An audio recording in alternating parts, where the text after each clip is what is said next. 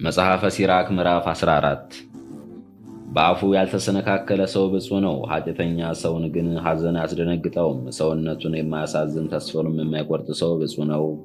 ሀብትን በሚገባ ስለመጠቀም ነገርን ለማያውቅ ሰው ብልጽግና አይገባውም፣ ለንፉግም ሰው ገንዘብ አይገባውም።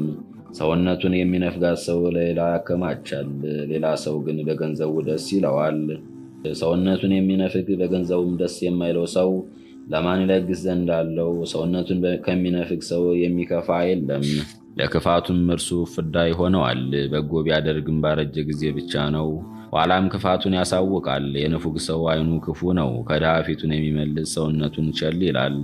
ለስሱ ሰው ዓይን ድርሻው አያጠግበውም፣ የልቦናውም ክፋት ሰውነቱን ያከሰዋል። የንፉግ ሰው ዓይኑ እህል ይነፍጋል፣ በማዕድም ይነፍጋል። ልጄ ሆይ የሚቻልህን ያህል ሰውነትን አዘጋጃት፣ እንደሚገባህም ለእግዚአብሔር መባ አግባ።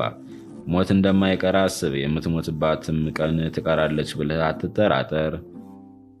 ሳትሞት ለባልንጀራህ በጎ አድርግ፣ እጅህንም ዘርግተህ የተቻለህን ያህል ስጥ። በደስታ ጊዜ አትጣጣ፣ በጎ ድርሻህም አያመልጥህ። ገንዘብህን ለባዕድ የምትተው አይደለምን? ወራሾችህስ ገንዘብህን ሁሉ የሚካፈሉ አይደለምን?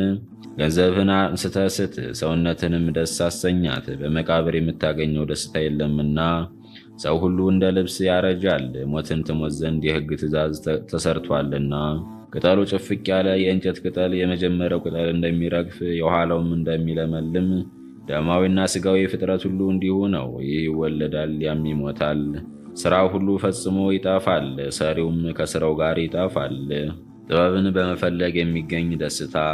ነገር ግን ብልህ ሆኖ የሞተ ጥበቡንም ተምሮ የጠበቀ ሰው ብፁዕ ነው። የጥበብን መንገድ በልቡ የሚያስብ ምስጢሯንም የሚማር ጥበብን የሚከተላት ፍላጋዋንም የሚመረምር መንገዷንም የሚጠብቅ መስኮቷን የሚጎበኝ በበሮቿም ተቀምጦ የሚያዳምጥ በቤቷም አጠገብ የሚኖር በዙሪያዋም የድንኳኑን ካስማ የሚተክል ድንኳኑን በአጠገቧ የሚያቆም በአማረ ማደሪያዋም የሚኖር ልጆቹንም በጥላዎቿ የሚያስቀምጥ በቅርንጫፎቿም በታች የሚያድር ከበረሃ ሐሩርም በበታቿ የሚጠለል በክብሯም የሚያርፍ ብፁዕ ነው።